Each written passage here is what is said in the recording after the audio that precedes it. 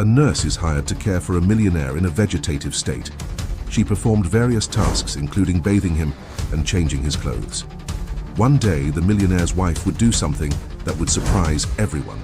Before you listen, don't forget to subscribe to the channel. A nurse is hired to care for a millionaire in a vegetative state. She performed various tasks, including bathing him and changing his clothes. One day, the millionaire's wife would do something that would surprise everyone. Before you listen, don't forget to subscribe to the channel. The sun had barely risen when Emily parked her compact car in front of the imposing mansion of the Albuquerque family. The young nurse took a deep breath, adjusted the badge on her spotless white uniform, and stepped out of the vehicle, carrying a small bag with her personal belongings. It was her first day working at the residence of the famous businessman Nathan Albuquerque, and she couldn't deny the butterflies in her stomach. The information she had received was scarce. The millionaire had suffered an accident months ago and had since been in a vegetative state, requiring intensive care 24 hours a day. Emily had been hired to join the team that would work in shifts, ensuring the patient received all the necessary attention. As she approached the main gate, Emily noticed the security cameras that seemed to follow her every move. Before she could even ring the doorbell, a metallic voice came through the intercom. "Please identify yourself." "Emily Silver, the new nurse," she replied, trying to sound confident. There was a moment of silence, followed by an electronic click. The gate began to open slowly, revealing a stone path that wound through a meticulously maintained garden. Emily followed the trail, observing the marble statues and ornate fountains that dotted the landscape. The grandeur of the place made her feel small and out of place. When she reached the main entrance, the door opened before she could knock. A tall, elegant woman with perfectly styled black hair and piercing eyes greeted her with a smile that didn't reach her eyes. "Welcome, Miss Silver. I'm Victoria Albuquerque, Nathan's wife," she said, her voice as cold as her gaze. "Please, come in. I'll show you your accommodations and my husband's room." Emily nodded, following Victoria through the luxurious interior of the mansion. The clicking of Mrs. Albuquerque's heels echoed through the marble hallways, creating an even more tense atmosphere. As they walked, Victoria spoke without looking back. "I hope you're aware of the importance of your work here, Miss Silver. Nathan's condition is delicate. We demand absolute discretion and total dedication." "Yes, ma'am," Emily replied, feeling the weight of responsibility on her shoulders. "I'll do my best to care for Mr. Albuquerque." Victoria stopped abruptly in front of a door, turning to face Emily with a piercing look. "It's not just about doing your best, it's about giving your all, understood? My husband's life depends on it." Before Emily could respond, the door opened, revealing a tall, athletic man wearing a white lab coat over casual clothes. His smile was charming, but there was something in his eyes that made Emily instantly uncomfortable. "Ah, this must be our new nurse," he exclaimed, extending his hand.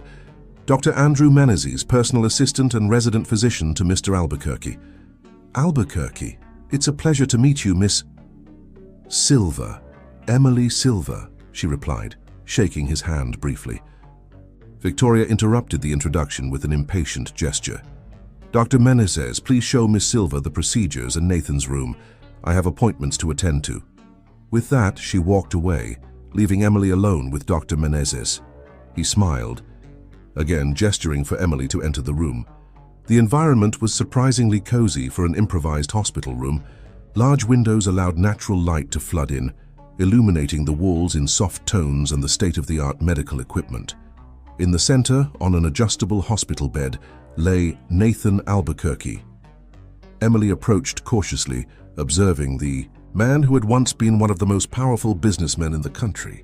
His body was still, his eyes closed, and a series of tubes and wires connected him to the machines around him. The sight was a stark reminder of the fragility of life, no matter how wealthy or influential someone might be. "As you can see, Mr. Albuquerque requires constant care," explained Dr. Menezes, his voice taking on a more professional tone. "His condition is stable but delicate. Any change, no matter how small, must be reported to me immediately." Emily nodded, absorbing every detail of the room and the patient. She noticed a clipboard at the foot of the bed and moved closer to examine it. "These are the daily records," the doctor continued. "You must note all procedures performed, medications administered, and any relevant observations. Accuracy is crucial." As Dr. Menezes explained the protocols and routines, Emily couldn't help but notice something strange in the records. There were subtle inconsistencies in the dosages of certain medications, variations that didn't seem to follow a logical pattern. She frowned, but decided to keep her observations to herself for now. "Any questions, Miss Silva?" asked Dr. Menezes, interrupting her thoughts. Emily hesitated for a moment before responding, "No, doctor, everything is clear." He smiled, but there was something in his gaze that made her uneasy. "Great. Then I'll let you familiarize yourself with the environment. Your shift officially starts in 1 hour. If you need anything, just call." As soon as the doctor left, Emily found herself alone with Nathan Albuquerque. She approached the bed, observing the serene face of the patient. Despite his condition, there was a dignity in his features that time and illness had not erased. "Hello, Mr. Albuquerque," she said softly, adjusting the sheet over his chest. "I'm Emily, your new nurse. I promise I'll take good care of you." As she spoke, Emily thought she saw a slight movement in the patient's eyelids. It was so subtle, so quick, that she almost believed she had imagined it. But years of nursing experience had sharpened her instincts, and something told her there was more to this situation than met the eye. The following hours passed in a whirlwind of activity. Emily familiarized herself with the equipment, studied the medical chart in detail, and performed routine procedures with meticulous precision. At every step, she couldn't help but feel that she was being watched, not just by the discreetly installed security cameras in the corners of the room, but by invisible eyes that seemed to follow her every move. As night fell, casting shadows, through the mansion's hallways, Emily prepared for the shift change. It was then that she heard raised voices coming from the corridor. Silently approaching the door, she recognized the voices of Victoria and Dr. Menezes. "We can't keep this up for much longer," whispered Victoria, her voice filled with urgency. "The lawyers are getting impatient. We need to speed things up." "Calm down," replied Dr. Menezes in a soothing tone. "Everything is under control. Soon, we'll have what we want." Emily felt a shiver run down her spine. What exactly did they want, and why did they need to speed things up? The questions piled up in her mind, fueling a growing sense that there was much more at stake than Nathan Albuquerque's well-being. When the voices faded away, Emily returned to the patient's bedside. Looking at Nathan's motionless face, she made a silent promise. "I'll find out what's going on here, Mr. Albuquerque, and I'll protect you no matter the cost." Little did Emily know that this promise would lead her into a web of intrigue, secrets, and dangers that would test not only her skills as a nurse but also her courage and determination. The Albuquerque mansion held dark secrets, and she was about to become the key to unraveling them. Days turned into weeks, and Emily gradually adjusted to the routine at the Albuquerque mansion. Each morning brought with it a mix of anticipation and apprehension as she prepared for another shift by Nathan's side. The nurse developed the habit of always arriving a few minutes early, taking advantage of the mansion's silence to observe and reflect. On that particular morning, Emily noticed something different as she entered Nathan's room. The air felt heavier, charged with an invisible tension. She approached the bed, performing her usual check of the patient's vital signs. "Good morning, Mr. Albuquerque," she murmured, delicately adjusting the pillow. "I hope you had a good night." That's when it happened. A subtle, almost imperceptible movement of Nathan's fingers. Emily froze, her heart racing.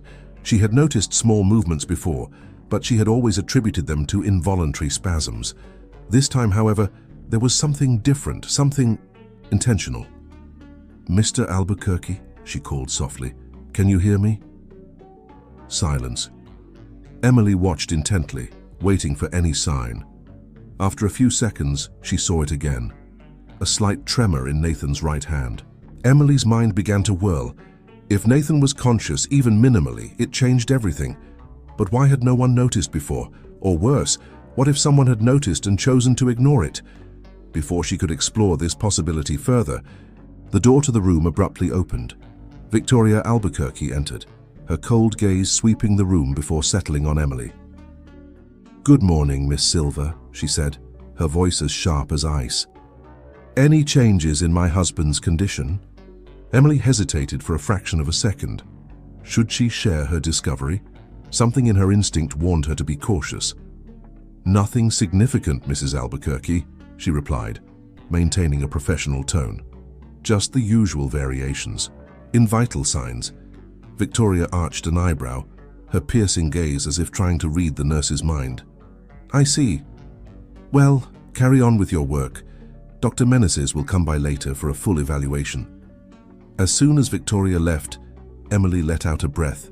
She hadn't realized she was holding. She looked at Nathan, wondering if she had made the right decision by withholding her observation. She decided she needed to investigate further before sharing her suspicions with anyone.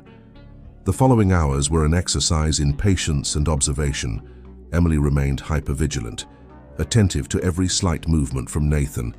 Occasionally she noticed that subtle tremor in his fingers, always when she spoke directly to him or mentioned something about his condition. In the middle of the afternoon, Dr. Meneses arrived for his daily visit. Emily watched intently as he examined Nathan and reviewed the medical records. "Any observations, Miss Silver?" he asked, his tone casual but his eyes alert. Emily hesitated, again. "Nothing out of the ordinary, doctor, although—" She paused, deciding to take a risk. "Sometimes I get the impression that I see small movements in Mr. Albuquerque's fingers, probably just reflexes, right?" Dr. Meneses stood still for a moment, his smile faltering almost imperceptibly.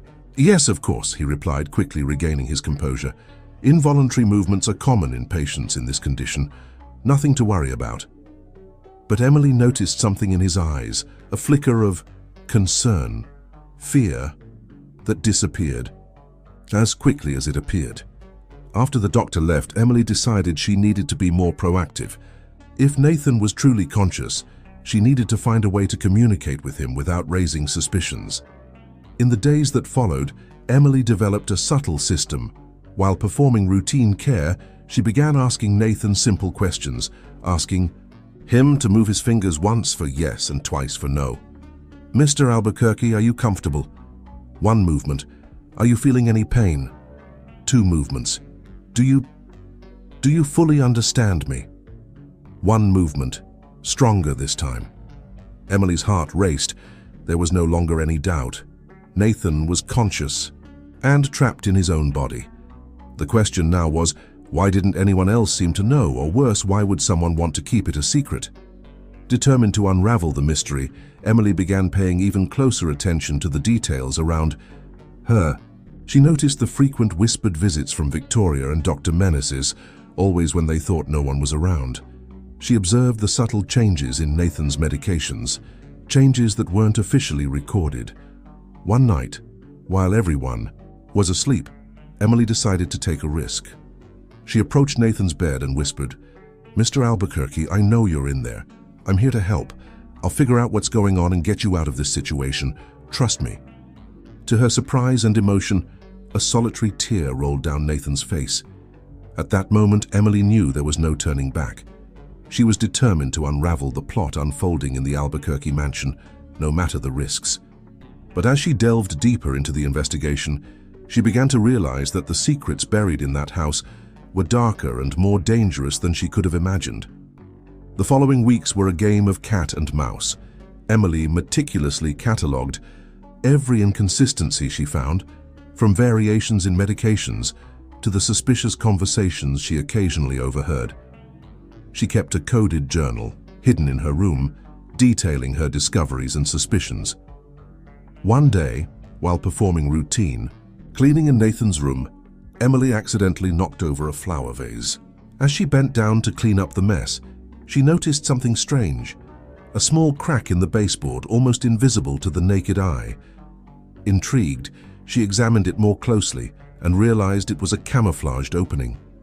With her heart racing, Emily managed to open the secret compartment. Inside, she found a flash drive. Quickly, she tucked it into her pocket, promising herself she would find a way to examine its contents as soon as possible. That night, after her shift, Emily locked herself in her room, and plugged the flash drive into her personal laptop. What she found left her stunned. Documents detailing suspicious financial transactions, encrypted emails between Victoria and unknown individuals, and most shocking of all, a video file. With trembling hands, Emily opened the video. In it, she saw Nathan Albuquerque, days before his supposed accident, arguing heatedly with Victoria and Dr. Menezes. Nathan accused them of defrauding the company and threatened to expose them. The video ended abruptly, but it was enough evidence to suggest that Nathan's accident might not have been an accident after all. Emily felt the weight of the truth fall on her shoulders. She now possessed information that could not only save Nathan, but also expose a criminal scheme of unimaginable proportions. However, this discovery also put her in mortal danger. As the night wore on, Emily reflected on her next steps. She knew she needed to act with extreme caution. One wrong move could not only compromise Nathan's safety, but also put her own life at risk. With renewed determination, Emily made a silent promise to herself and to Nathan. She would unravel this plot, no matter the cost. The battle for truth and justice was just beginning, and Emily was ready to face whatever came her way. The days following the discovery of the flash drive were a test of nerves for Emily. Every step through the mansion's corridors, every interaction with Victoria or Dr. Menezes carried the weight of the secret she now held. The nurse felt like an actress on a dangerous stage, forced to maintain a facade of normalcy while her inner world churned with anxiety and determination. Emily intensified her silent communication with Nathan, using every private moment to reassure him and gather more information. Through a simple code of finger movements, she began piecing together a complex puzzle of events that led to Nathan's accident. One particularly tense morning, as she adjusted Nathan's IV, Emily heard footsteps approaching rapidly. She barely had time to compose herself when Victoria abruptly entered the room, closely followed by Dr. Menezes. "Miss Silver," Victoria began, her tone sharp, "we need to discuss some irregularities in your reports." Emily's heart raced, but she maintained her composure. "Irregularities, Mrs. Albuquerque? I don't understand. I've been meticulous with my records." Dr. Menezes intervened, his smile not reaching his eyes. "We've noticed some discrepancies in the recorded dosages. Nothing alarming, but we'd like to clarify." Emily felt Nathan's gaze on her, almost sensing his concern. She knew she was treading on dangerous ground. "Of course, Doctor. I'd be happy to review the records with you. Perhaps I made a transcription error." Victoria narrowed her eyes, clearly dissatisfied with Emily's calm response. "You see, Miss Silver, my husband's condition is extremely delicate. We can't afford any mistakes, no matter how small. I completely understand, ma'am. I assure you that Mr. Albuquerque's health is my top priority." The air in the room grew thick with unspoken tension. Emily could feel she was being tested, watched by eyes searching for the slightest sign of weakness or betrayal. After a moment that felt like an eternity, Victoria nodded curtly. "Very well. Dr. Menezes will review the protocols with you later. We don't want any more misunderstandings." As soon as the couple left, Emily let out a shaky sigh. She turned to Nathan, noticing a slight tremor in his fingers, his way of expressing concern. "It's okay," she whispered, adjusting the sheets. "I'll handle this. Trust me." That night, after her shift, Emily locked herself in her room, her mind racing furiously. She knew the net was closing in. Victoria and Dr. Menezes suspected something, and she needed to act fast. Reviewing the information on the flash drive, Emily began to devise a plan. Among the files, she found mentions of an offshore bank account, apparently used to siphon funds from Nathan's company. It was a crucial lead, but Emily knew she would need help to use it effectively. With her heart in her throat, she grabbed her personal phone, one she kept hidden from everyone in the mansion, and typed a message to an old college friend, now a private investigator. "Lucas, I need your help. It's urgent and confidential. Can we meet tomorrow?" The reply came almost instantly. "Of course, Em. Usual spot, 3 p.m.? Emily confirmed the meeting, feeling a mix of relief and apprehension. She knew she was about to cross a line from which there would be no turning back. The next morning, Emily was more alert than ever. Every sound, every exchanged glance among the mansion staff seemed loaded with hidden meanings. She carried out her tasks with mechanical precision, her mind already on the afternoon meeting. When it was time for her break, Emily informed them that she needed to leave to take care of personal matters. She felt Victoria's inquisitive gaze on her, but remained firm. The cafe where she had arranged to meet Lucas was a discreet spot in the city center. Emily arrived early, choosing a table at the back, away from curious ears. Lucas showed up promptly, his friendly face marked by lines of concern as he saw Emily's tense expression. "Em, what's going on? You look like you've seen a ghost." Emily took a deep breath, organizing her thoughts. "Lucas, what I'm about to tell you needs to stay between us. I'm involved in something dangerous." In the following minutes, Emily unraveled a condensed version of the events at the Albuquerque mansion. Lucas's expression shifted from curiosity to shock and finally to determination. "My God, Em, this is huge. Do you have proof?"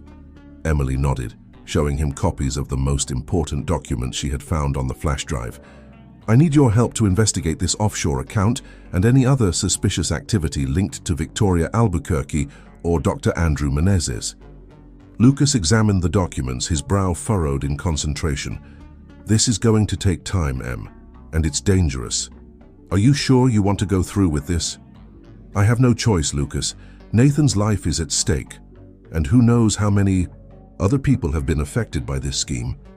Lucas nodded gravely. "All right, I'll start investigating immediately. But Em, promise me you'll be careful. These people seem dangerous." Emily smiled sadly. "I know, but I can't back down now." They spent the next hour outlining a plan of action. Lucas would use his contacts to investigate the suspicious accounts and transactions, while Emily would continue gathering evidence inside the mansion. As they said their goodbyes, Lucas held Emily's arm. "Em, if something goes wrong, if you feel like you're in immediate danger, use this code word in a message to me. Gardenia. I'll understand that it's an emergency and will act immediately." Emily nodded, feeling the weight of the situation. As she walked back to the mansion, she couldn't help but feel that she had crossed a point of no return. The game had changed and the stakes couldn't be higher. Back at the mansion, Emily resumed her duties with renewed determination. She knew every moment was precious, every interaction an opportunity to gather more information. That night, while tending to Nathan, she noticed something different in his behavior. His movements, though still subtle, seemed stronger, more deliberate. "Mr. Albuquerque," she whispered, "are you feeling different? More present?" A firm movement of his finger indicated yes. Emily's heart raced. Could the changes in medication be having an unexpected effect? Was Nathan slowly regaining control of his body? She knew she had to be cautious. If Victoria and Dr. Menezes noticed any significant improvement in Nathan, they might take drastic measures. "I'll help you get out of this situation," Emily promised, her voice barely audible. "But I need you to keep pretending. For now, it's the only way to keep you safe." A gentle movement of Nathan's fingers indicated his understanding and agreement. As the night progressed, Emily reflected on the day's events. She had taken the first steps on a dangerous journey, one that could cost her everything. But looking at Nathan, seeing the silent struggle in his eyes, she knew she had no choice. The battle for the truth and for Nathan Albuquerque's life had only just begun, and Emily was determined to win, no matter the cost. Days turned into weeks, and Emily found herself immersed in an increasingly dangerous game of cat and mouse. Every shift at the Albuquerque mansion was a delicate dance between fulfilling her duties as a nurse and gathering evidence that could unravel the sinister plot surrounding Nathan. One morning, while performing Nathan's morning care, Emily noticed something that made her heart leap, an almost imperceptible movement of his lips, as if he were trying to speak. She leaned in closer, whispering, "Mr. Albuquerque, are you trying to tell me something?" Nathan's eyes locked onto hers with an intensity she had never seen before. Slowly, painfully, He formed a single word with his lips. Safe. Emily felt a surge of adrenaline course through her body. It was the first word Nathan had been able to communicate since the accident. She knew this changed everything. Safe? She repeated softly. Is there something important in a safe? A subtle movement of Nathan's fingers confirmed. Where is this safe? Emily asked, her brain working furiously to process this new information. Nathan moved his eyes toward the library adjacent to the room. Emily nodded, understanding. I'll find it, she promised. But I need to be careful. Victoria and Dr. Menezes are growing more suspicious. At that moment, as if summoned by Emily's thoughts, Victoria's voice echoed down the hallway. Emily quickly straightened up, adopting a professional demeanor as Nathan's wife entered the room. Good morning, Miss Silver, said Victoria, her tone as cold as ever. Any changes? Emily maintained her composure, responding with studied calm. Nothing significant, Mrs. Albuquerque. Mr. Albuquerque's vital signs remain stable. Victoria scanned the room with her eyes, as if searching for something out of place. Very well. Dr. Menezes will stop by later for a full evaluation. Make sure everything is in order. There was a veiled threat in those words that didn't escape Emily. As soon as Victoria left, she exchanged a meaningful glance with Nathan. The net was closing in, and they needed to act fast. That night, after her shift, Emily waited for the mansion to fall into the quiet of the night before making her move. With her heart pounding in her chest, she slipped silently into the library. The room was vast, with shelves stretching from floor to ceiling, filled with ancient books and art objects. Emily began methodically examining every corner, searching for any sign of a hidden safe. After nearly an hour of fruitless searching, she was about to give up when she noticed something odd on one of the shelves. One of the books seemed slightly out of alignment with the others. With trembling hands, Emily pulled the book, revealing a small electronic panel hidden behind it. Bingo, she whispered to herself. Now came the hardest part, figuring out the combination. Emily knew she only had a few attempts before the security system would trigger. She closed her eyes, trying to think like Nathan. Suddenly, an idea struck her. The founding date of Nathan's company. She had seen it mentioned in several documents around the mansion. With her heart in her throat, Emily entered the numbers. To her astonishment and relief, there was a soft click, and a panel in the wall slid open, revealing an embedded safe. Inside, Emily found a series of documents, an external hard drive, and a leather-bound journal. Quickly, she began photographing everything with her phone, knowing she didn't have time to examine the contents right there. As she photographed the last pages of the journal, Emily heard a sound that froze her blood. Footsteps approaching. The library. In a panic, she quickly put everything back in the safe, closed it, and rearranged the books on the shelf. She barely had time to hide behind an armchair when the door opened. Through the reflection in a mirror on the opposite wall, Emily saw Dr. Menezes enter, glancing suspiciously around. Strange, she heard him murmur. I could have sworn I heard something. The seconds dragged on like hours as the doctor wandered through the library. Emily hardly dared to breathe, aware that the slightest movement could betray her. Finally, after what felt like an eternity, Dr. Menezes left, closing the door behind him. Emily waited a few more minutes before emerging from her hiding spot, her legs trembling with relief and adrenaline. She knew she had narrowly escaped. Silently returning to her room, Emily immediately sent the photos she had taken to Lucas, along with an urgent message. I found something big. Analyze it as quickly as possible. The situation is getting critical. Lying in her bed, unable to sleep, Emily reflected on the night's events. She knew she had crossed a dangerous line. If caught, the consequences would be disastrous, not only for her but also for Nathan. The next morning, Emily entered Nathan's room with a mix of exhaustion and renewed determination.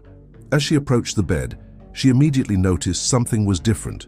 Nathan's eyes were more alert, focused on her with an intensity that surprised her. Good morning, Mr. Albuquerque, she said softly. I found the safe.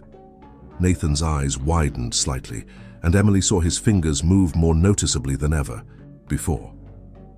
Be careful, Nathan managed to articulate, his voice no more than a whisper. Emily felt a wave of emotion wash over her. It was the first time she had heard Nathan's voice since she started working there. It confirmed her suspicions. He was slowly regaining control of his body. "Don't worry," she assured him, adjusting Nathan's pillow. "I'm being very careful. Soon we'll get you out of this situation." At that moment, as if to remind them of the constant danger, Victoria's voice echoed down the hallway, approaching rapidly. Emily quickly assumed a professional demeanor, but not before exchanging a meaningful glance with Nathan. The battle was far from over, but for the first time since she had begun this dangerous journey, Emily felt a genuine spark of hope. With the evidence from the safe and Nathan's gradual recovery, she knew they were one step closer to uncovering the truth and achieving justice. However, as Victoria entered the room, her cold gaze sweeping the area, Emily also knew that the days ahead would be the most dangerous yet. The final game was about to begin, and she would need all her courage and wit to emerge victorious. The days following the discovery of the safe were a tense mix of anticipation and fear for Emily. Every moment in the Albuquerque mansion seemed charged with imminent danger, as if the walls themselves held secrets ready to be revealed at any moment.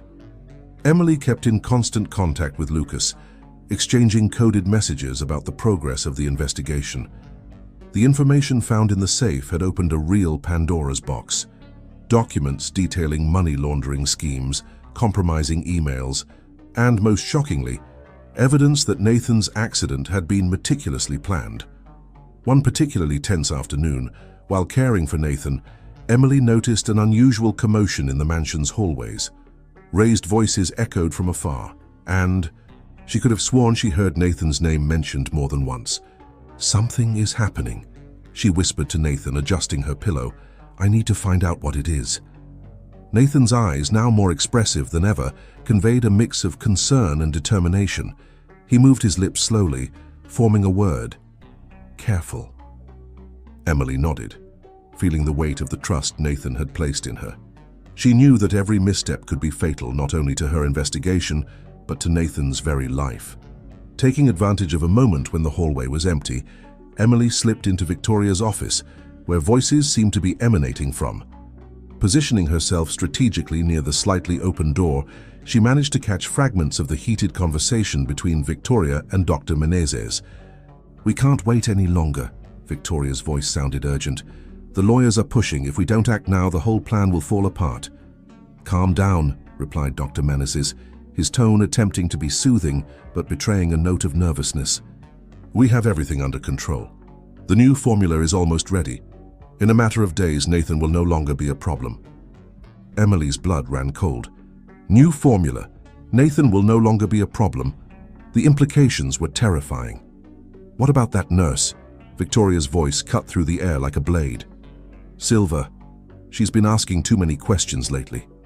There was a tense pause before Dr. Menezes responded. "Leave her to me. If she becomes a problem, well, accidents happen, don't they?" Emily felt her heart race. She knew her position was more precarious than ever. Silently, she stepped away from the door, her mind working furiously to process what she had heard and plan her next steps. Back in Nathan's room, Emily found the patient more agitated than usual. His eyes scanned her face, searching for answers. "They're planning something," Emily whispered, leaning over to check Nathan's vitals, using the movement to mask her conversation. "They mentioned a new formula. We need to act fast." Nathan moved his fingers, forming a pattern Emily had learned to recognize as when. "Tonight," she replied, her determination growing. "I'll contact Lucas and ask for reinforcements.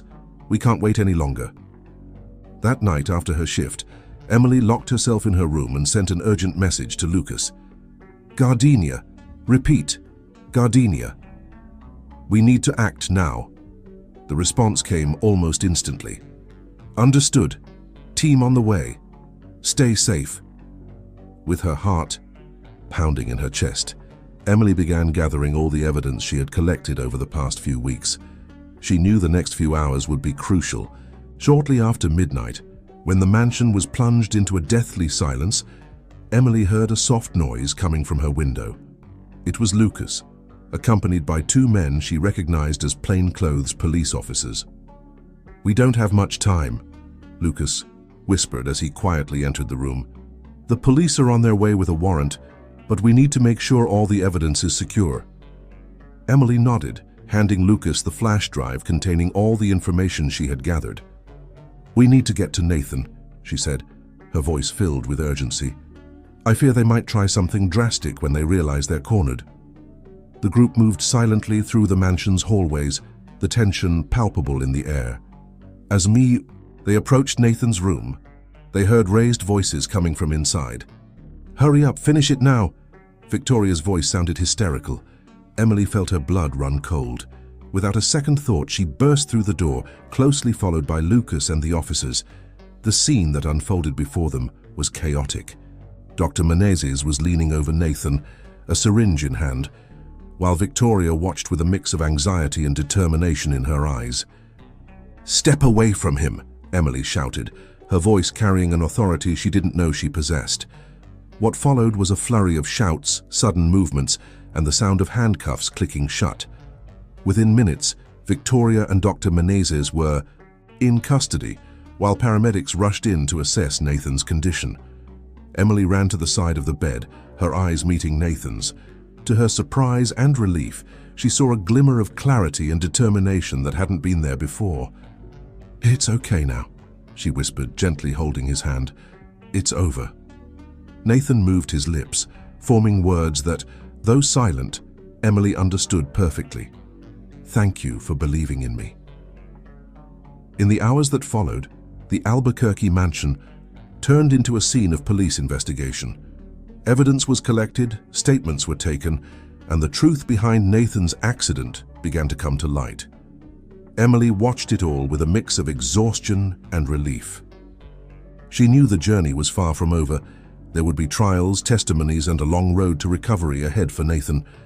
But in that moment, seeing justice finally being served, she felt that all the danger and stress of the past few weeks had been worth it. As the sun rose, casting its first rays over the mansion, Emily found herself reflecting on how dramatically her life had changed in such a short time. What had started as a routine nursing job had turned into a battle for truth and justice. Looking at Nathan, who was now receiving proper medical care and showing clear signs of recovery, Emily knew this was just the beginning of a new chapter in their lives. A chapter of healing, rebuilding, and perhaps something more that neither of them dared to name yet. The weeks following the dramatic night of Victoria and Dr. Menezes' arrest were a whirlwind of activity for Emily and Nathan. The Albuquerque mansion, once a setting of intrigue and dark secrets, now buzzed with the constant presence of police, lawyers, and journalists eager for details about the scandal that had shaken the business world.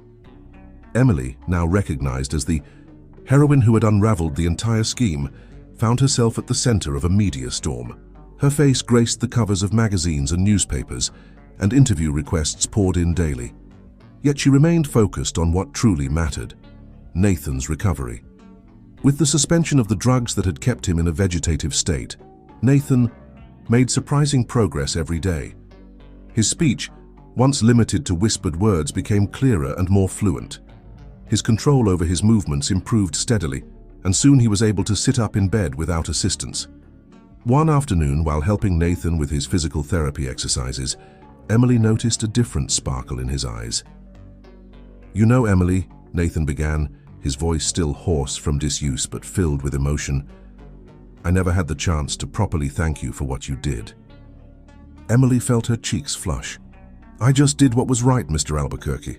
Nathan smiled, taking her hand in his. "Please, call me Nathan. And you did much more than just what was right. You risked everything for me, for someone you barely knew." There was a moment of charged silence between them. Emily felt her heart race, aware that something fundamental had shifted in her relationship with Nathan. I couldn't have done otherwise," she finally replied, her voice soft. "From the very first day I felt there was something special about you, something worth fighting for." Nathan's smile widened, lighting up his face in a way Emily had never seen before. "You brought light to my darkness, Emily. And now that I can see clearly again, I realize you are even more extraordinary than I imagined." Weeks turned into months, and life at the Albuquerque mansion took on a new normal. The investigations continued, revealing the extent of the conspiracy orchestrated by Victoria and her accomplices. Nathan, with the help of Emily and a team of trusted lawyers, began the arduous process of regaining control of his business and repairing the damage caused by the fraudulent scheme. Emily, in turn, found herself at a professional crossroads. Job offers came from all directions: renowned hospitals, pharmaceutical companies, even proposals to write a book about her experience. Yet, she hesitated to make any decision that would take her away from Nathan. One evening, as they shared a quiet dinner on the mansion's terrace, Nathan broached the subject that had been hanging between them. "Emily, I've heard about the offers you've been receiving," he began, his tone careful. "You must be eager to resume your career now that all of this is over." Emily felt a lump form in her throat. "Actually, I'm not sure what I want to do now." Nathan watched her for a moment, his eyes filled with an emotion she couldn't quite decipher. "You know, I've been thinking. The company needs a complete overhaul, not just in business, but in how we treat people. I'm planning to create a foundation to help victims of corporate fraud and abuse. I'd like you to consider leading that project." Emily was speechless, surprised by the unexpected proposal. I don't know what to say, Nathan. It's an incredible offer, but I don't have experience managing foundations or... Nathan gently interrupted her, taking her hand. "You have something far more valuable than management experience, Emily. You have compassion, integrity, and incredible strength. These are the qualities I want leading this project." Tears began to form in Emily's eyes. "Nathan, Besides," he continued, his voice soft, "it would be a way for us to stay close, that is if you want to, of course." Emily's heart raced. She looked into Nathan's eyes and saw reflected in them the same whirlwind of emotions she was feeling. Months of mutual trust, of fighting side by side, had created a bond between them that went beyond words. "Yes," she finally replied, a smile lighting up her face. "Yes to everything." Nathan smiled back, and in that moment, under the starry sky, they both knew they were on the brink of a new chapter in their lives. A chapter of rebuilding, of hope, and above all of a love born from the most unlikely circumstances. In the months that followed, the Albuquerque Foundation for Corporate Justice and Ethics took shape. Emily threw herself into the project, bringing her unique perspective and her passion for helping others. Nathan, in turn, used his influence and resources to ensure the foundation had the greatest possible impact. Together, they not only rebuilt the Albuquerque empire on more ethical foundations, but also became a powerful force in the fight against corporate corruption. Their story of overcoming and triumphing over adversity inspired thousands, becoming a symbol of hope for many. Time passed, and with it came significant changes not only for Emily and Nathan, but for the entire business landscape of the country. The Albuquerque Foundation for Corporate Justice and Ethics, under Emily's dynamic leadership, had become a beacon of hope for victims of fraud and a feared watchdog for corrupt corporations. On a sunny spring morning, 2 years after the events that changed their lives, Emily found herself in her office at the foundation, reviewing the latest cases they had taken on. The phone rang, interrupting her concentration. "Emily, it's Nathan. Can you come to the mansion? I have something important to discuss." Nathan's voice sounded excited, but with a hint of nervousness that intrigued Emily. "Of course, I'll be there in half an hour." Arriving at the Albuquerque mansion, now a place of happy memories instead of the nightmares of the past, Emily was greeted by a visibly anxious Nathan. "Emily, I'm so glad you're here," he said, taking her hand and guiding her to the garden. "There's something I've been thinking about for a while now." Emily felt her heart race. Over the past 2 years, her relationship with Nathan had blossomed in ways she never thought possible. They were partners, not only in business and the foundation, but in life. Nathan led her to a gazebo decorated with fresh flowers, where a table was set for 2 with chilled champagne waiting. "Nathan, what is all this?" Emily asked, a smile forming on her lips. He took a deep breath, holding both of her hands in his. "Emily, These past few years have been the most extraordinary of my life. You not only saved me in the literal sense, but brought a purpose and joy I never knew were possible." Emily felt tears forming in her eyes, anticipating what was coming. Nathan continued, his voice choked with emotion. "I spent so much time trapped in darkness, unable to move or speak, but even in those darkest moments, your presence was like a light guiding my way back to life. And now, I can't imagine a single day without you by my side." Slowly, he knelt down, pulling a small velvet box from his pocket. "Emily Silver, would you do me the honor of becoming my wife?" Tears now streamed freely down Emily's face. "Yes, Nathan, 1,000 times yes," she exclaimed, pulling him into a tight embrace. The ring, a delicate solitaire diamond, slid perfectly onto her finger, symbolizing not just their love, but the extraordinary journey that had brought them there. The weeks that followed were a whirlwind of wedding preparations and media attention. The union of Nathan Albuquerque, the businessman who had risen from the ashes of a scandal, with Emily Silver, the brave nurse who had unraveled the conspiracy, was the talk of the town. However, true to their nature, the couple opted for an intimate ceremony held in the gardens of the Albuquerque mansion. Only close friends and family were invited, including Lucas, who had become a dear friend of the couple. On the wedding day, as Emily walked down the makeshift aisle between the garden roses, she reflected on the incredible journey that had brought her there. From a simple nurse to a respected figure in the world of business and philanthropy, her life had transformed in ways she could never have imagined.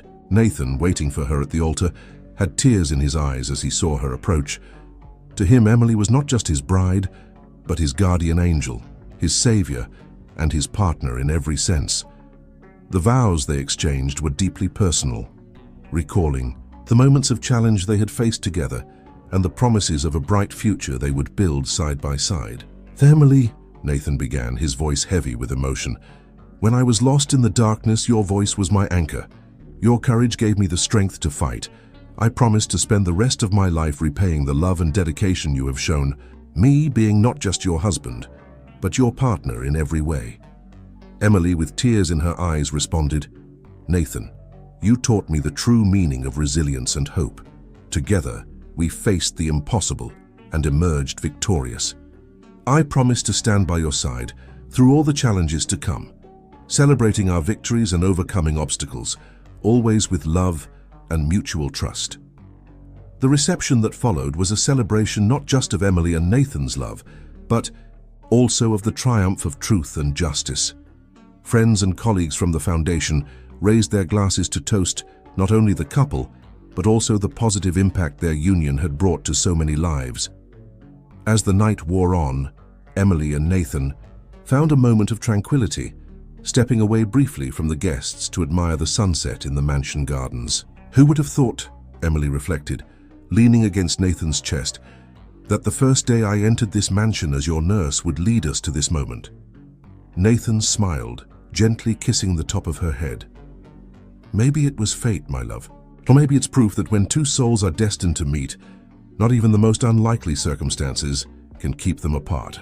The years following Emily and Nathan's marriage were marked by a series of triumphs and challenges that tested and strengthened their bond even further.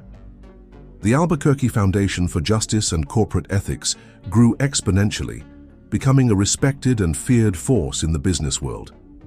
One autumn morning, 5 years after their wedding, Emily was in her office at the foundation when she received a call that would once again change the course of their lives. "Mrs. Albuquerque," the voice on the other end of the line was grave, "this is Dr. Mendez from Central Hospital. Your husband has been in a car accident. He's stable, but..." Emily's world seemed to freeze. Memories of the past, of the time when Nathan was in a vegetative state, flooded her mind. With her heart racing, she rushed to the hospital. Upon arriving there, she was met with a scene that, though concerning, was far from the nightmare she had feared. Nathan was conscious with a few cuts and bruises, but visibly relieved to see Emily. "My love," he said, reaching out his hand to her. "I'm sorry for scaring you. I'm okay, just a little banged up." Emily held his hand, tears of relief streaming down her face.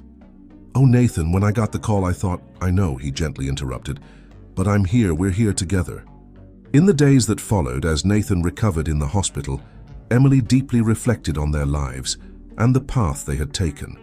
The accident, though frightening, had served as a powerful reminder of life's fragility and the importance of cherishing every moment. A week after the accident, with Nathan back at the mansion to continue his recovery at home, the couple had a conversation that would once again change the course of their lives. "Emily," Nathan began, sitting on the porch as they watched the sunset. "This accident has made me think a lot about our life, our work, our future." Emily nodded, holding his hand. "I've been thinking a lot too, my love." Nathan continued, "We've accomplished so much with the foundation, helped so many people, but I feel there's more we can do. Something more personal." "What do you have in mind?" Emily asked, intrigued. Nathan hesitated for a moment before responding. "I was thinking, what if we expanded our family? What if we gave a child the chance to have the love and opportunities we have to offer?" Emily's heart raced. The idea of having children had come up in previous conversations, but it had always been postponed in favor of their work with the foundation. Now, however, the proposal resonated deeply within her. "Nathan," she replied, her voice choked with emotion, "I think it's a wonderful idea." The following months were an emotional roller coaster for the couple. After medical consultations and much reflection, they decided to pursue adoption. The process was long and sometimes frustrating, but Emily and Nathan faced each obstacle with the same determination that had brought them together years before. Finally, after nearly a year of waiting, came the news that would change their lives forever. A 3-year-old girl, Sophia, was waiting for a family.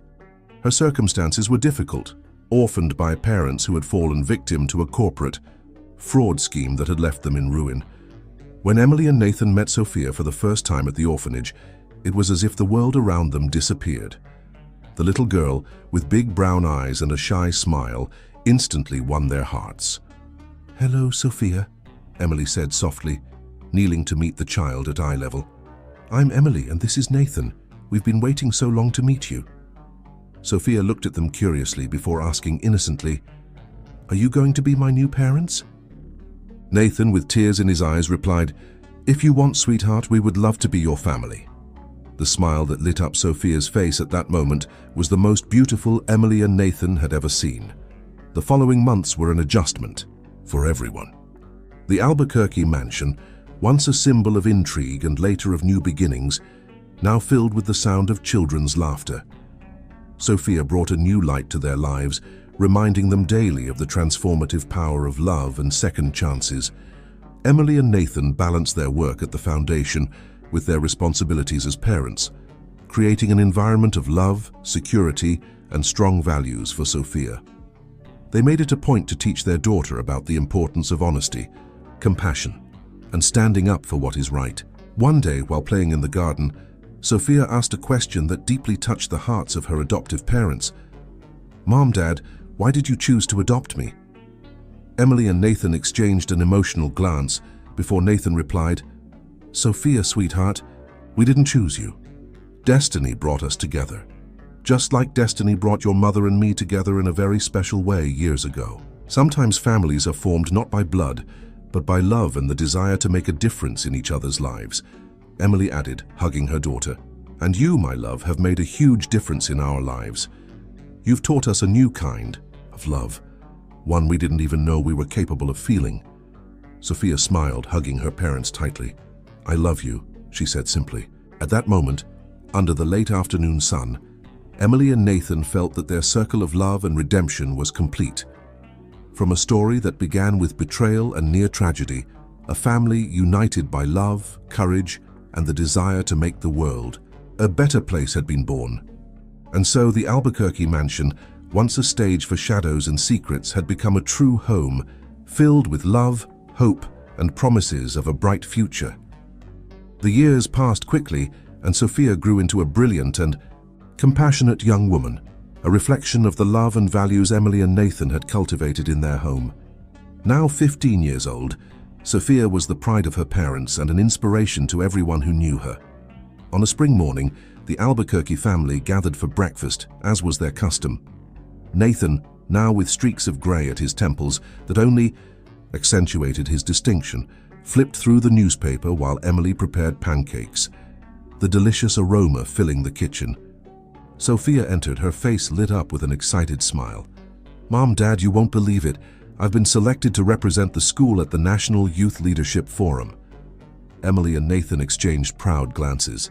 The forum was a prestigious event that brought together the most promising students in the country to discuss social and economic issues. "That's wonderful, sweetheart," exclaimed Emily, hugging her daughter. "What will your presentation be about?" Sophia hesitated for a moment, her face taking on a serious expression. "Actually, I wanted to talk about your story, about how you turned a tragedy into something positive with the foundation." Nathan put down the newspaper, surprised. "Our story? Are you sure, Sophia?" The young girl nodded with determination. "Yes, Dad. I think it's a story that needs to be told. It might inspire others to fight against injustices, no matter how difficult it seems." Emily and Nathan exchanged emotional glances. Although Sophia knew the general outline of how her parents had met, many details had been softened to protect her. "Sophia," Emily began gently, "if you really want to tell this story, I think it's time you knew the whole truth." In the hours that followed, Emily and Nathan opened their hearts, revealing to Sophia the darkest and most dramatic details of their past. They spoke about the conspiracy, Nathan's vegetative state, the threats Emily had faced, and the struggle to expose the truth. Sophia listened with a maturity that surprised her parents, her eyes filling with tears and admiration as the story unfolded. "Mom, Dad," she said when they finished, her voice choked with emotion, "I always knew you were special, but this is incredible. You are true heroes." Nathan smiled gently, taking his daughter's hand. "We're not heroes, sweetheart. We're just people who chose to do the right thing even when it was hard," Emily added. "And that's what we hope we've taught you, Sophia. The importance of fighting for what's right, helping others, and never losing hope, even in the darkest moments." In the days that followed, Sophia worked tirelessly on her presentation, consulting her parents to ensure every detail was correct. She was determined to tell the story not just as an account of past events, but as a message of hope and a call to action for her generation. When the day of the forum arrived, the auditorium was packed with students, educators, and community leaders. Emily and Nathan sat in the front rows, their hearts filled with pride and a hint of apprehension. Sophia took the stage, her confident posture masking the nervousness she felt. She took a deep breath and began. "Today, I want to share with you a story of courage, integrity, and the transformative power of love. A story that began in tragic circumstances, but became a beacon of hope and positive change. This is the story of my parents, Emily and Nathan Albuquerque." As Sophia recounted the events, the audience became increasingly captivated. She spoke about the conspiracy, Emily's struggle to uncover the truth, Nathan's miraculous recovery, and the creation of the foundation. But more than that, she spoke about the lessons she had learned from her parents, about integrity, perseverance, and the importance of fighting for what's right. "And that's why," Sophia concluded, her voice strong and emotional, "I believe that each of us has the power to make a difference. We don't need to wait for big moments or extraordinary circumstances. We can start now, in our communities, our schools, our families. Because, as my parents taught me, it's in the small daily acts of courage and compassion that we truly change the world." The silence that followed was quickly broken by a wave of applause. Emily and Nathan, with tears in their eyes, were the first to stand, followed by the rest of the audience in a standing ovation. In that moment, watching their daughter on stage, Emily and Nathan felt that their legacy was secure. Sophia was not just the fruit of their love, but the embodiment of everything they had fought for and believed in. As they embraced Sophia after the presentation, surrounded by people eager to congratulate them and learn more about their work, Emily whispered to Nathan, "Who would have thought that scared nurse entering the Albuquerque mansion all those years ago would lead us to this moment?" Nathan smiled, squeezing his wife's hand. It's as we always say, my love. Life has a surprising way of taking us exactly where we need to be. And so, the story of Emily and Nathan, now told through the eyes of their daughter, gained new life, inspiring a new generation to fight for a more just and compassionate world. The legacy of love, courage, and integrity they had built would continue to flourish, touching lives far beyond what they could have ever imagined. The impact of Sophia's presentation at the National Youth Leadership Forum exceeded Emily and Nathan's expectations. In the weeks that followed, the Albuquerque family story gained a new wave of national attention. Journalists, writers, and documentary producers began reaching out, eager to explore the family's extraordinary journey in greater depth. Initially hesitant to expose their private lives to public scrutiny again, Emily and Nathan realized this could be a unique opportunity to expand the reach of their message and the impact of their work at the foundation. After much family discussion, they decided to collaborate with renowned documentarian Camille Ferreira, known for her ethical and sensitive approach to complex topics. The project, titled Rebirth: The Albuquerque Saga, would be a three-part documentary series exploring not only the family's dramatic past, but also their ongoing work and the impact they had on society. Filming began on a sunny summer morning. The Albuquerque mansion, once the setting for dark intrigues, now opened its doors to reveal a story of redemption and hope. Emily, seated in the garden for her first individual interview, reflected on how her life had changed. "When I first entered this mansion as a nurse," she began, her voice soft but firm, "I could never have imagined where this path would lead me. Every challenge, every moment of fear and doubt brought us here. And looking back, I wouldn't change a thing." Nathan, in his interview, became emotional as he recalled the moments when he was trapped in his own body. "What kept me fighting, besides Emily's constant presence, was the belief that I had a mission to fulfill, that my life, if given a second chance, would have to have a greater purpose."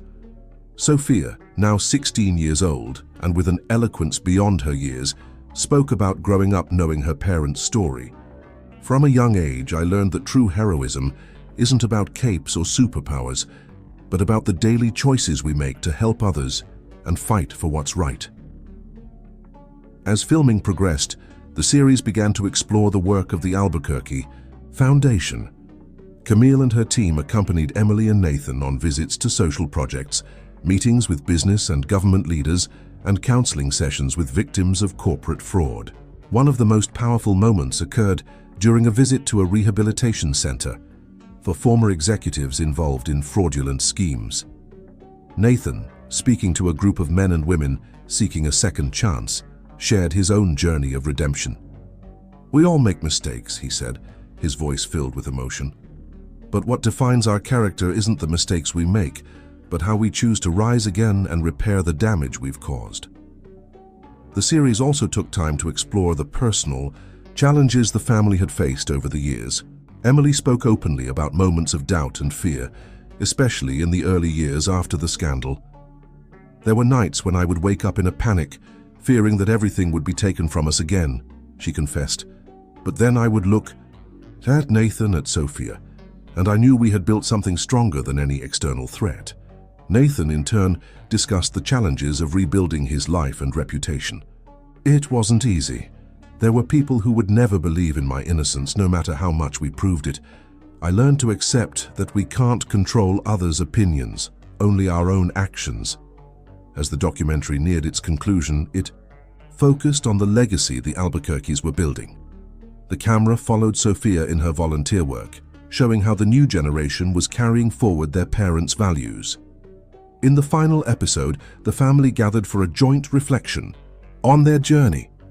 "Looking back," Emily began, holding Nathan and Sophia's hands, "I see that our story is about much more than overcoming adversity. It's about the transformative power of love, truth, and persistence." Nathan nodded, adding, "Every chapter of our lives, even the darkest ones, brought us here. And here is exactly where we're meant to be." Sophia, with tears in her eyes, concluded, "What I've learned from my parents is that the true happy ending isn't a destination, but an ongoing journey. A journey of growth, love, and making a difference in the world. When the cameras finally turned off, the Albuquerque family shared an emotional embrace. They knew their story, now shared with the world, would continue to inspire and touch lives far beyond their immediate circle. In the months following the series' release, the Albuquerque Foundation saw a significant increase in donations and volunteers. More importantly, they received countless messages from people who, inspired by their story, found the courage to confront injustices in their own lives. Emily, Nathan, and Sophia continued their work, always guided by the belief that every act of kindness, every fight for justice, no matter how small, had the power to create waves of positive change in the world. And so, the saga of the Albuquerques, which began in tragedy and near destruction, became a beacon of hope and inspiration for future generations, proving that even in the darkest moments, love, courage, and integrity can triumph, lighting the way to a brighter and more just future. 5 years had passed since the release of the documentary series about the Albuquerque family. The impact of their story continued to reverberate, inspiring change on both personal and institutional levels across the country. The Albuquerque Foundation had expanded beyond national borders, establishing international partnerships and becoming a global voice in the fight against corporate corruption and the promotion of ethics in business. Emily, now 45, and Nathan, 55, found themselves in a new phase of their lives. Sophia, at 21 years old, was about to graduate from law school, determined to follow in her parents' footsteps in the fight for social justice.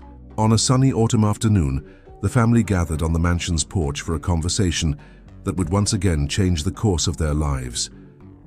"Mom, Dad," Sophia began, her face serious but determined, "I have something important to share." "With you?" Emily and Nathan exchanged curious glances, encouraging their daughter to continue.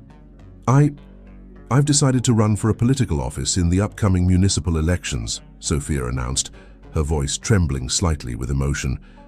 The silence that followed was broken by the gentle sound of the wind in the garden trees.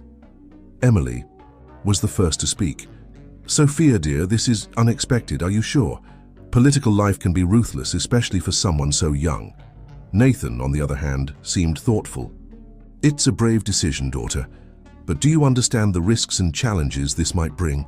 Sophia nodded, her eyes shining with determination. "I know, Dad, but I've learned from you that sometimes we need to step forward, even when it's scary. I believe I can make a difference, bring a fresh perspective to local politics." Emily and Nathan exchanged glances, a mix of pride and concern on their faces. They knew better than anyone the dangers and pitfalls of public life, but they also recognized the strength and integrity they had instilled in their daughter. "If this is what you truly want, Sophia," Nathan finally said, "you'll have our full support, but promise us you'll keep your integrity, no matter what happens." Sophia smiled, tears of gratitude in her eyes. "I promise, Dad. You've taught me well." In the months that followed, the Albuquerque mansion became the unofficial headquarters of Sophia's campaign. The young candidate surprised everyone with her eloquence, her passion for social issues, and her fresh approach to old problems. However, the campaign was not without its challenges. Opponents tried to use the family's dramatic past against Sophia, suggesting she was merely a product of the Albuquerque empire. But Sophia, with the strength and grace she had inherited from her parents, faced each accusation head-on, turning her family history into a symbol of resilience and positive change. Emily and Nathan, though worried, felt immense pride as they watched their daughter skillfully navigate the turbulent world of politics. They offered advice when asked, but for the most part, they let Sophia chart her own path. As election day approached, the tension in the Albuquerque mansion was palpable. On the night before the vote, the family gathered for an intimate dinner. "No matter the outcome tomorrow," Emily said, raising her glass in a toast, "we are incredibly proud of you, Sophia. You've already won just by having the courage to try." Nathan added, his voice choked with emotion, "You represent the best of us, daughter. The best of what we've fought to build all these years." Sophia, moved, hugged her parents. "Everything I am, everything I've achieved, I owe to you. I promise to honor our legacy, no matter what happens." Election day dawned clear and crisp. The Albuquerque family showed up together to vote, a scene captured by eager photographers and reporters. The hours that followed were an emotional roller coaster as the results began to come in. Finally, late at night, the official announcement came. Sofia Albuquerque had been elected, becoming the youngest councilwoman in the city's history. The celebration at the campaign headquarters was pure joy. Sofia, radiant yet composed, delivered her victory speech, promising to work tirelessly for the good of all citizens. Later, back at the mansion, away from the public eye, the family shared an intimate moment of celebration and reflection. "It's incredible to think how far we've come," Emily reflected, looking at Nathan and Sofia. "From a nurse and a patient in a vegetative state to this." Nathan smiled, embracing his wife and daughter. "It's proof that life has greater plans for us than we can imagine. We just need the courage to move forward, even in the darkest moments." Sofia, exhausted but happy, added, "And now it's my turn to continue our story, to turn everything I've learned from you into concrete action for our community."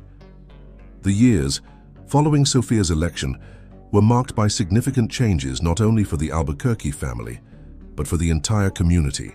The young councilwoman quickly stood out for her innovative approach and tireless commitment to social justice. Sofia, now 25, had become a respected figure in local politics, known for her unwavering integrity and her ability to build bridges between traditionally opposing groups. Her work in the city council focused primarily on government transparency policies, ethical education programs for youth, and sustainable community development initiatives. Emily and Nathan, though officially stepping back from the daily management of the Albuquerque Foundation, remained active behind the scenes, offering guidance and support when needed. They had become mentors to a new generation of ethical leaders, sharing their experiences in lectures and workshops around the world. On a spring morning, 4 years after Sofia's election, the family gathered for a special breakfast. The air was filled with anticipation. As Sofia had mentioned, she had an important announcement to make. "Mom, Dad," Sofia began, her face a mix of nervousness and determination. "After much reflection and consultation with my advisors, I've decided to run for mayor in the upcoming elections." Emily and Nathan exchanged looks of surprise and pride. They had suspected Sofia had greater political ambitions, but the speed at which she was moving still amazed them. "Sofia," Nathan said, his voice filled with emotion, "are you sure? Being mayor is a huge responsibility, especially for someone so young." Sofia nodded, her eyes shining with the same determination her parents recognized from their own youth. "I know, Dad, but I feel it's the natural next step. There's so much we can do to improve our city, and I believe I have the vision and energy to lead that change." Emily smiled, taking her daughter's hand. "We're incredibly proud of you, sweetheart. But you know the campaign will be tough. Your opponents won't hesitate to use our history against you." "I know, Mom," Sofia replied confidently, "but our history is our strength, not our weakness. It's living proof that change is possible, that integrity can triumph over corruption." In the months that followed, the Albuquerque mansion once again became the center of intense political activity. Sofia's campaign for mayor attracted national attention, with many seeing her as a symbol of a new era in American politics. However, as Emily had predicted, the campaign also brought significant challenges. Opponents tried to revive old controversies about the family's past, questioning whether Sofia had enough experience to lead an entire city. It was during a televised debate that Sofia faced her toughest moment. One of her opponents, a seasoned politician, launched a particularly vicious attack. "Miss Albuquerque," he began, his tone condescending, "do you really believe that at 25 years old, with only 4 years of experience as a councilwoman, you're prepared to lead our city? Or are you just riding on the fame and fortune of your parents?" The auditorium fell into a tense silence. Emily and Nathan, watching from home, held their breath, anxious to see how their daughter would respond. Sofia paused for a moment, took a deep breath, and then replied with a calmness and maturity that surprised everyone. "Sir, I respect your experience and your years of public service. But let me be clear, I am not here because of my parents' fame and fortune. I am here because, as they taught me, when we see the chance to make a difference, we have a moral obligation to act." She paused, her eyes scanning the audience before continuing. "Yes, I am young, but I bring with me not only my 4 years as a councilwoman, but a lifetime of lessons on integrity, perseverance, and the true meaning of public service. My youth is not a weakness, it is a strength. I bring new ideas, energy, and a fresh perspective to old problems. And most importantly, I bring the conviction that our city deserves a better, fairer, and brighter future." The auditorium erupted in applause. Even her opponents seemed impressed by her eloquence and conviction. As the campaign progressed, it became clear that Sophia had struck a chord with the electorate. Her message of ethical renewal and positive change resonated with a population tired of traditional politics. On election night, the Albuquerque family gathered at the mansion, awaiting the results with a mix of anxiety and hope. When the final numbers were announced, the explosion of joy was deafening. Sophia had won, becoming the youngest mayor in the city's history. In her victory speech, Sophia honored her parents and her family's extraordinary journey. "This victory is not just mine," she said, emotional. "It is a triumph for everyone who believes in the power of truth, integrity, and perseverance. My parents taught me that no matter how dark the night may seem, there is always hope for a new dawn. As your mayor, I promise to work tirelessly to bring that new dawn to our city." Later, in an intimate moment with her parents, Sophia reflected on the magnitude of the moment.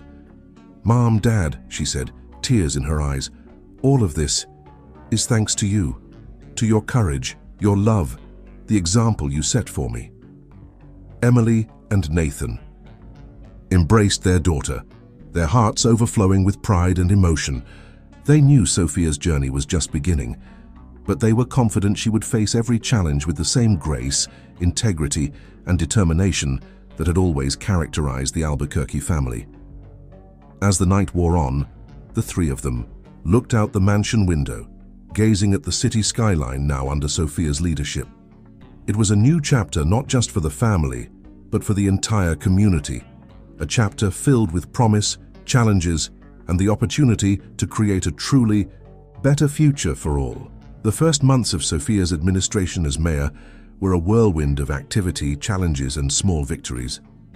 The young leader faced the Herculean task of balancing the high expectations of her constituents with the complex realities of municipal governance. Emily and Nathan, while maintaining a respectful distance to avoid overshadowing their daughter's autonomy, remained pillars of support behind the scenes. Their past experiences proved invaluable to Sophia, who often sought their advice in moments of doubt. A year into her term, Sophia faced her first major crisis as mayor. A series of corruption allegations in public contracts came to light, involving high-ranking members of the City Hall, some of whom were holdovers from the previous administration. On a tense night, Sophia called an emergency family meeting at the Albuquerque mansion. "Mom, Dad," she began, her face pale with worry, "I'm facing an impossible dilemma. The evidence of corruption is clear, but exposing it publicly could completely destabilize the city's administration." Nathan leaned forward, his expression serious. "Sophia, always remember, the truth, no matter how painful, is always the right path." Emily nodded, adding, "Sweetheart, you were elected on a promise of transparency and integrity. This is the moment to honor that promise, no matter the political cost." Sophia took a deep breath, absorbing her parents' words. "You're right. I cannot compromise my values, no matter how difficult the path ahead may be." The next morning, Sophia called a press conference. Facing a room full of journalists, she made an announcement that shocked the city. "Citizens, I come to you today not only as your mayor, but as someone committed to truth and integrity. We have uncovered evidence of corruption within our administration, and I am here to assure you that every aspect of this situation will be investigated and those responsible will be brought to justice, no matter who they are." The weeks that followed were tumultuous. The city was in an uproar over the revelations, and Sophia faced fierce attacks from political opponents who accused her of inexperience and destabilizing the administration. However, As the investigations progressed and the extent of the corruption became clear, public opinion began to shift. Sophia's courage and transparency were recognized and praised by citizens and political analysts alike. Amid the crisis, an unexpected event brought a new perspective to the Albuquerque family. During a visit to a community center in an underserved neighborhood, Sophia met Lucas, a 17-year-old who was leading an environmental education project. Impressed by Lucas's passion and eloquence, Sophia invited him to participate in a mentorship program at the City Hall. What began as a gesture of support for a promising young man soon turned into something deeper. Lucas, an orphan raised by his grandmother, brought a new energy and perspective to the Albuquerque family. His story of overcoming adversity and his commitment to social change resonated deeply with the family. One evening, after a dinner at the mansion where Lucas had been invited, Emily and Nathan had an intimate conversation with Sophia. "Sweetheart," Emily began, a gentle smile on her face, "we've noticed how close you and Lucas have become. He's an extraordinary young man." Sophia blushed slightly. "He's amazing, isn't he? His dedication, his vision for the city, it's inspiring." Nathan, with a twinkle in his eye, added, "You know, he reminds me a lot of your mother when I first met her. The same determination, the same passion for making a difference." Sophia looked at her parents, a mix of emotions on her face. I think I'm falling in love with him, but I'm scared. What if this complicates things? What if people don't understand?" Emily took her daughter's hand. "Love, Sophia, is the most powerful force there is. It was love that saved us, that built our family. Don't be afraid of it." In the months that followed, the relationship between Sophia and Lucas blossomed, bringing a new dynamic to the Albuquerque family. Lucas, with his unique perspective and commitment to social justice, fit perfectly into the family's legacy. As Sophia's term as mayor progressed, she faced challenges with a combination of courage, integrity, and compassion that had become the hallmark of the Albuquerques. Her innovative policies in education, sustainability, and community development began to show tangible results, transforming the city in ways few had believed possible. On a sunny afternoon, 2 years into her term, Sophia gathered her family, Emily, Nathan, and now Lucas, for a picnic in the mansion's garden. "You know," she said, looking affectionately at the people she loved most, "sometimes I'm still amazed by the path our lives have taken, from a nearly devastating tragedy to this. A united family, a city in transformation, a future full of possibilities." Nathan smiled, embracing Emily. "It's a testament to the power of love, truth, and perseverance. Our story, Sophia, is proof that no matter how dark the night may seem, there is always hope for a new dawn." Emily added, her eyes shining with emotion. "And now with you and Lucas, we are witnessing the beginning of a new chapter in this story, a chapter that promises to be as extraordinary as the previous ones." Lucas, holding Sophia's hand, spoke with conviction. "And it is a story that we will continue to write together, not just for ourselves, but for the entire community." As the sun set on the horizon, casting a golden glow over the Albuquerque mansion, the family looked to the future with renewed hope and determination. They knew there would be more challenges ahead, more battles to be fought for justice and ethics. But together, united by love, integrity, and an unwavering commitment to the common good, they were ready to face any obstacle. The saga of the Albuquerques, a story of redemption, love, and triumph over adversity, continued to inspire and transform lives, proving that even from the darkest circumstances, a legacy of light and hope could emerge.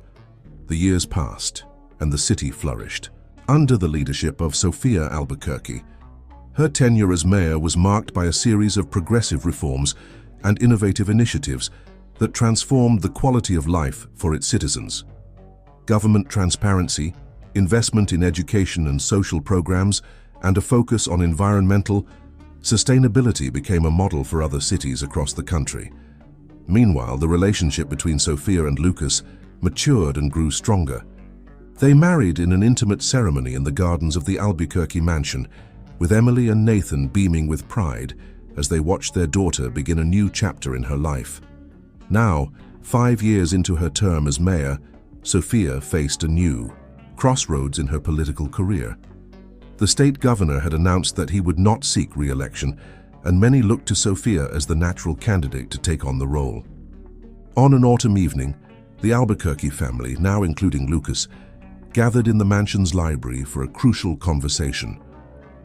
"I've received the official invitation from the party to run for governor," Sophia announced, her voice a mix of excitement and apprehension.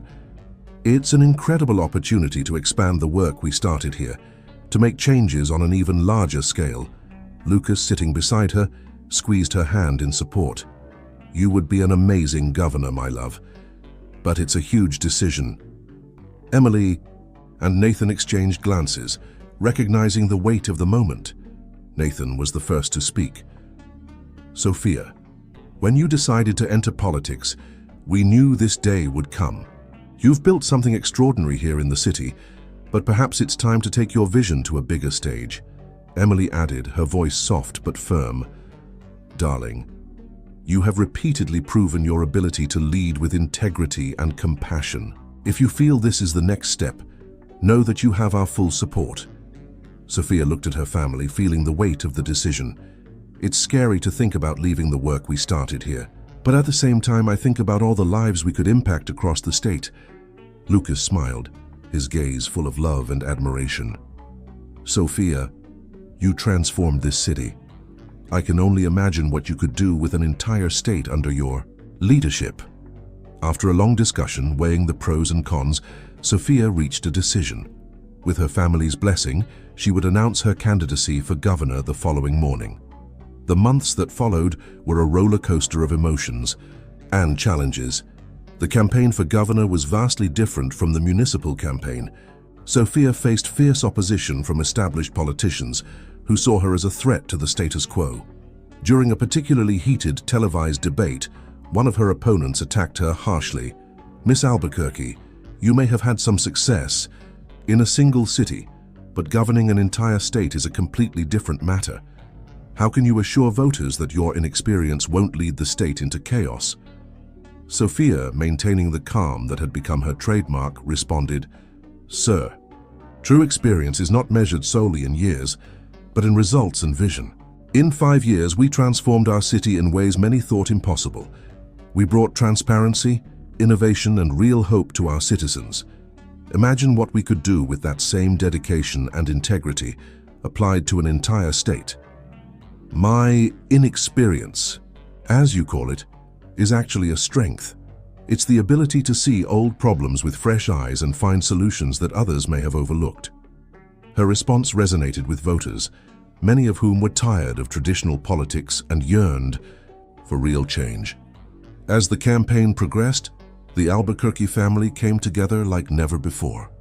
Emily and Nathan, despite their advanced age, actively participated, sharing their experiences and offering moral support. Lucas became Sophia's pillar, balancing his own work with unwavering support for his wife's campaign. On election night, the Albuquerque mansion was filled with supporters, volunteers, and journalists. The tension was palpable as the results began to come in. When the announcement was finally made, the explosion of joy was deafening. Sophia Albuquerque had been elected governor, becoming the youngest person to hold the office in the state's history. In her victory speech, Sophia honored her journey and the people who made it possible. "This victory is not just mine," she said, emotional. "It is a victory for everyone who believes in the power of integrity, compassion, and positive change. It is a victory for my parents, Emily and Nathan, who taught me the true meaning of courage and perseverance.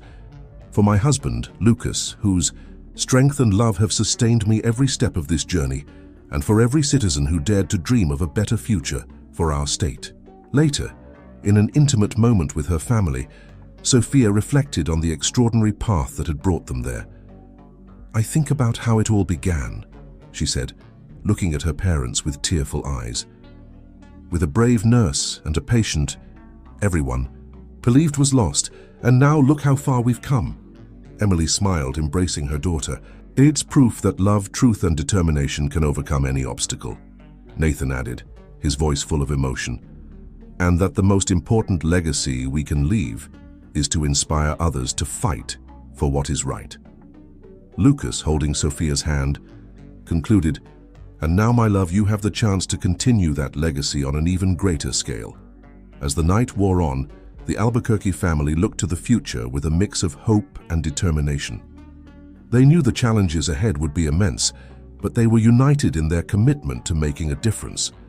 The early years of Sophia's term as governor were marked by a mix of triumphs and challenges.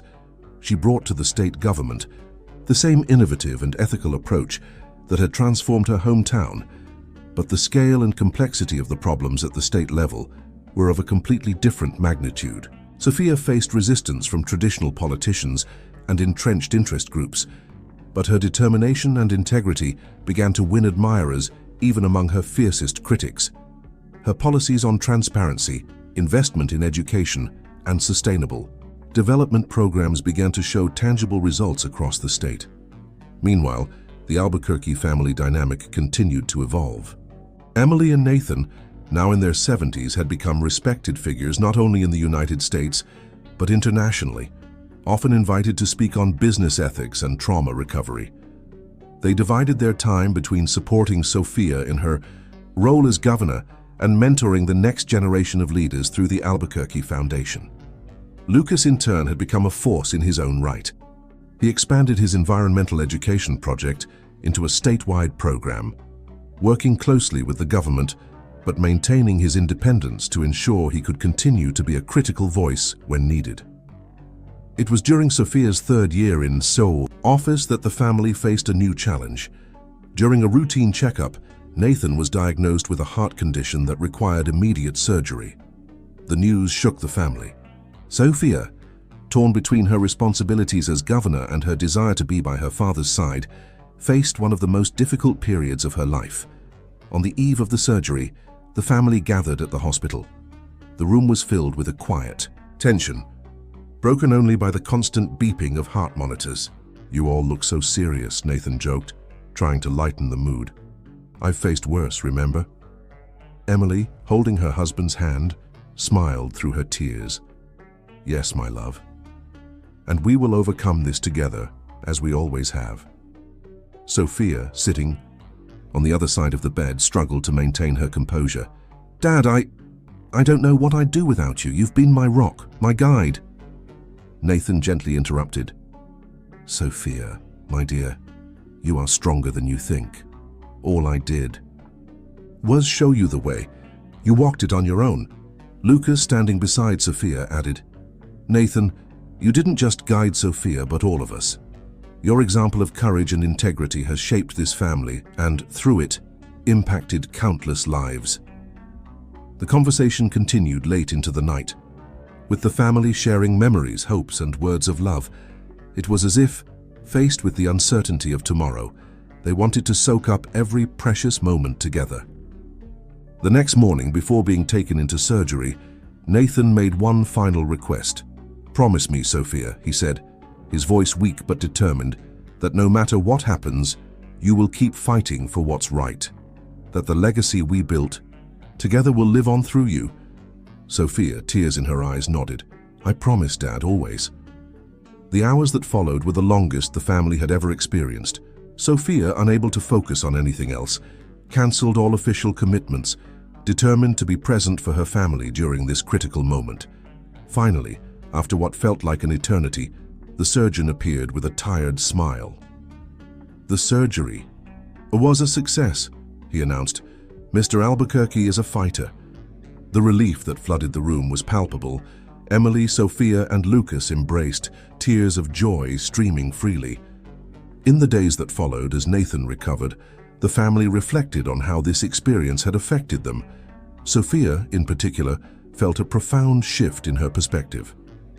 "You know," she said to Lucas one evening as they gazed at the stars from the hospital balcony, "this experience made me realize something important. We've been doing good work in government, but there's more to be done, more lives to touch, more changes to implement." Lucas looked at her curiously. "What do you have in mind?" Sophia took a deep breath before responding. "I'm thinking of running for president in the next election." The silence that followed was charged with emotion. Lucas, after a moment of reflection, smiled and squeezed his wife's hand. "If anyone can bring the change our country needs, it's you, my love." In the weeks that followed, as Nathan recovered and returned home, Sophia shared her decision with the rest of the family. The reaction was unanimous support, though tempered, with the natural caution that came from their collective experience. "Sweetheart," Emily said, her voice filled with pride and concern, "the presidency is an immense challenge, but if there's anyone who can face it with grace and integrity, it's you." Nathan, still recovering but with a renewed spark in his eyes, added, "Sophia, when you were born, we could never have imagined the extraordinary journey that awaited us. You didn't just exceed our expectations, you redefined them entirely. Go forward, my dear. Show the country what it means to lead with love, courage, and integrity." As the Albuquerque family prepared for this new chapter in their saga, they knew the challenges ahead would be the greatest they had ever faced, but they were united in their determination to continue their legacy of positive change and social justice. Sophia, looking at her family, her parents who had overcome the impossible, her husband who was her partner in every sense, and the legacy of love and integrity they had built together, felt a wave of gratitude and determination. "Together," she said, her voice filled with emotion, "we can truly make a difference, not just for our family or our state, but for the entire country." And so, with the unwavering support of her family and driven by a deep sense of purpose, Sophia Albuquerque prepared to take the next step in her extraordinary journey, a journey that promised not only to transform her own life, but potentially the future of an entire nation. The years following Sophia's decision to run for president were a whirlwind of preparation, strategy, and hope. The Albuquerque family, now a nationally recognized political and social force, knew that the presidential campaign would be the greatest challenge of their lives. Nathan and Emily, though no longer possessing the same physical energy as in previous years, remained the pillars of support and wisdom for Sophia. Their life experiences, the fight against the conspiracy that had nearly destroyed Nathan, the rebuilding of his life and career, and their tireless work at the foundation, provided valuable insights for the presidential campaign. Lucas, with his expertise in sustainable development and education, became a crucial strategist on Sophia's campaign team. Together, they developed a plan that went far beyond traditional political promises, focusing on real social transformation. The first major test came during the official launch of her candidacy. The event, held at a large convention center, was packed with journalists, supporters, and critics, eager to see what the young leader had to say. Sophia took the stage wearing a navy blue suit, her posture reflecting the strength and determination that defined her. When she began to speak, the audience fell silent. "Americans," she began, her voice clear and resonant, "we are at a crucial moment in our history. I am not here to make empty promises or repeat the same speeches we've heard for decades. I am here to propose a real transformation. A transformation based on three fundamental pillars: education, ethics, and hope." She continued, detailing an ambitious plan that included profound educational reforms, systematic efforts to combat corruption, and massive investments in sustainable development and social inclusion. The reactions were immediate and polarized. Some hailed her as the nation's savior, while others criticized her as inexperienced and too idealistic, but no one could deny the impact of her words. In the following months, Sophia's campaign traveled across the country. Unlike traditional campaigns, she didn't just give speeches. She visited communities, listened to real stories, and incorporated those experiences into her proposals. A defining moment came during a visit to a riverside community in the Amazon. After hearing accounts of environmental devastation and social neglect, Sophia delivered an impromptu speech that touched the hearts of everyone present. "I did not come here as a candidate seeking your votes," she said, her voice choked with emotion. "I came as someone committed to transforming your reality. Each of you deserves dignity, opportunity, and respect." Lucas, by her side, documented every moment, aware that they were building more than a campaign. They were building a movement. However, the campaign was not without its challenges. Traditional political groups began launching increasingly aggressive attacks. They tried to discredit her, resurrecting old controversies about her family and her political trajectory. In one of the most tense presidential debates, one of her opponents attempted to undermine her. "Miss Albuquerque, do you think you can govern a country with your family history, with a past of corporate scandal?" Sophia, without hesitation, responded, "My family history is exactly what qualifies me. I learned firsthand what it means to recover from a fall, to transform tragedy into opportunity. I did not come from a sheltered political background. I came from a journey of rebuilding and hope." Her response resonated nationally, earning the respect of millions who saw in her not just a candidate, but a symbol of renewal. Nathan, watching the debate at home with Emily, couldn't hold back his tears. "Look at her, Emily," he said, squeezing his wife's hand. "Our daughter is about to change the history of the country."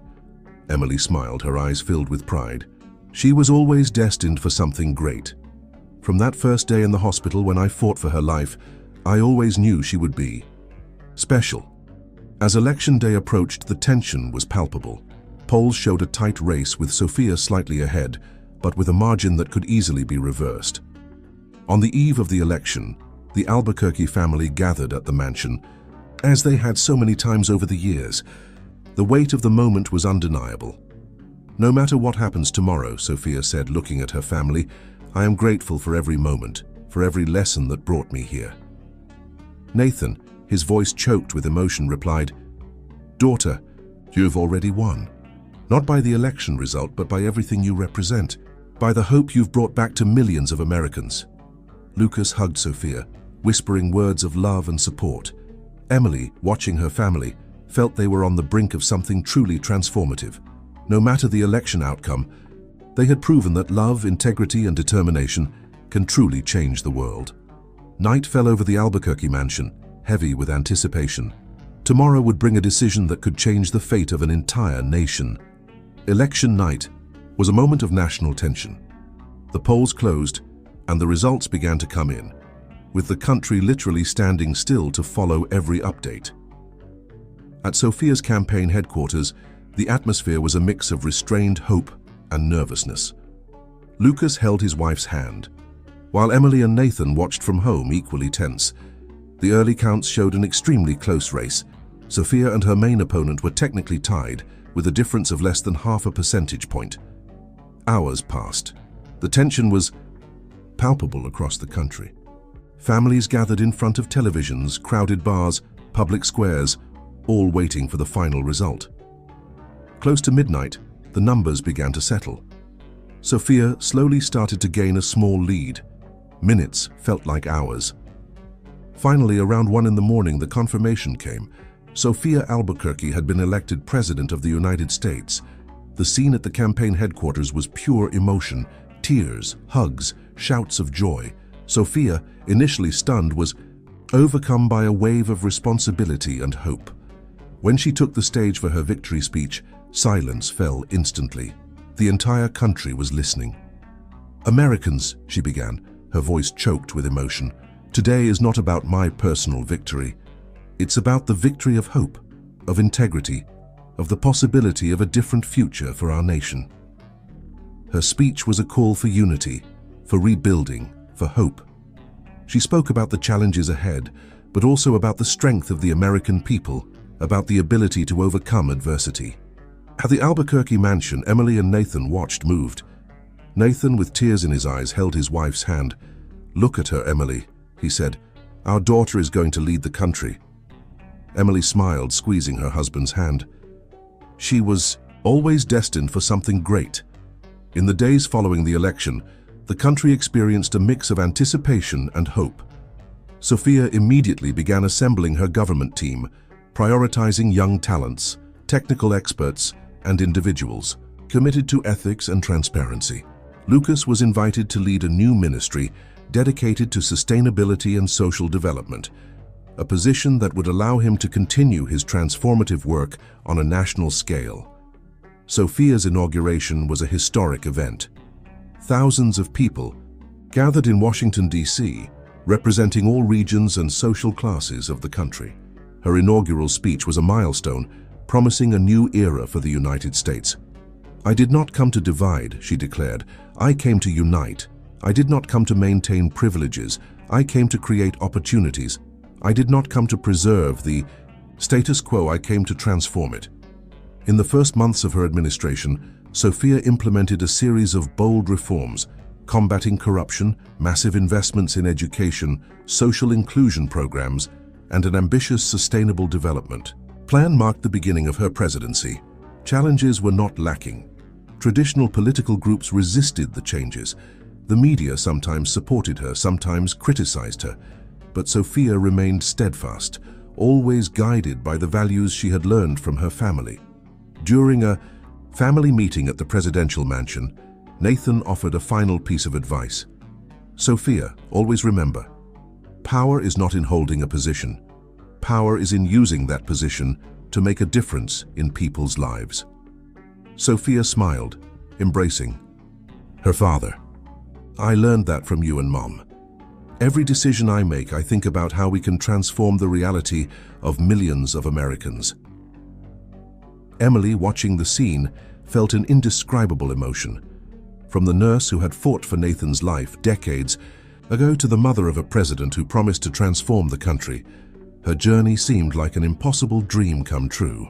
Lucas, always by Sofia's side, added, "Together we can truly build the country we've always dreamed of, a country of opportunities, justice, and hope." Night fell over Washington, D.C., and with it came the hope of a new era for the United States. The saga of the Albuquerques, which had begun in tragedy and near destruction, had transformed into a beacon of possibilities, proving that love, integrity, and determination can truly change the world.